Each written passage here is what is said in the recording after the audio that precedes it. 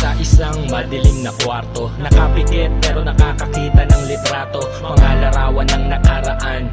Tulad ng isang anino na palagi kang sinusundan, ganun pa man sarili ko'y nakakapanibago. Nangyari lang naman ito nung wala na tayo, at buti na lang ay merong pampulang kabayo at sigarilyo na kasing taba ng tabako. Noon ang tabako kaso biglang pumayat, hindi sa walang makain, inisip ko lang lahat. Inisip ko paulit-ulit, bakit ka naging masungit? Bakit kailangan gumawa ng dahilan upang magalit? Para may mapag-usapan at may mapag-awayan, hihingi pa rin ng sorry kahit di ko kasalanan. Tinatanggap ko yan dahil ako'y nagmamahal. Handa kong ibigay lahat upang tayo ay magtagal.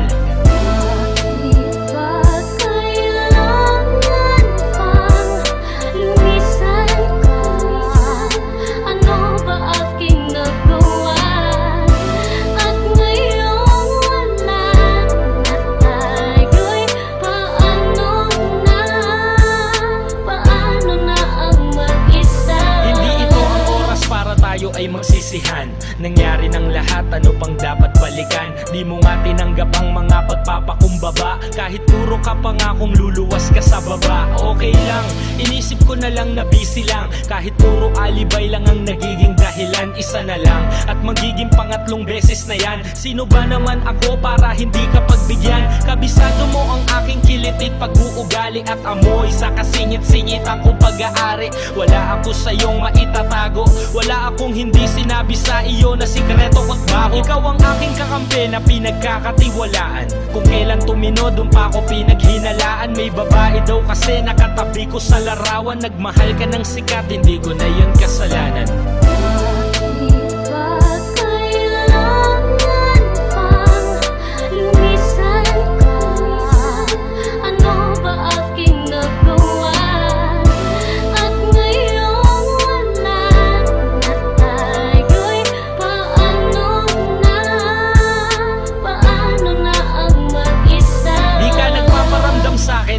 Ano na tayo? Paano pa mabubuo ang plano kung galit pa tayo? Ilang tulog na lang, magtatatlong taon na tayo, tapos sasabihin mo sa akin ngayon wala na tayo. Ang bilis mo magpasya, bakit meron na bang iba? May ibang lalaki na ba sa iyo'y nagpasaya? Mabilis ka magtiwala sa hindi mo kilala, at ilang beses mo na akong pinagmumukhang tanga. Inisip ko kung isip bata o ganyan ka talaga, at ang ating relasyon di mo binigyang halaga. Masaya kang gumigimik na kasama mo sila, habang ako'y naghihintay ng text mo kahit na isa. Ngayon sino ba sa atin ang lubos na nawalan? Nagseryoso na nga, bakit nakuha pang saktan? Parehas ang kinahiligan natin at nagustuhan, at wala kang dahilan upang di maintindihan. Sana naging masaya ka nung panahon na tayo pa, dahil wala kong hinangad kundi ang lumigaya ka. Hanggang dito na lang siguro, at palagi kang mag-ingat. Isipin mo na lang na di nangyari to lahat.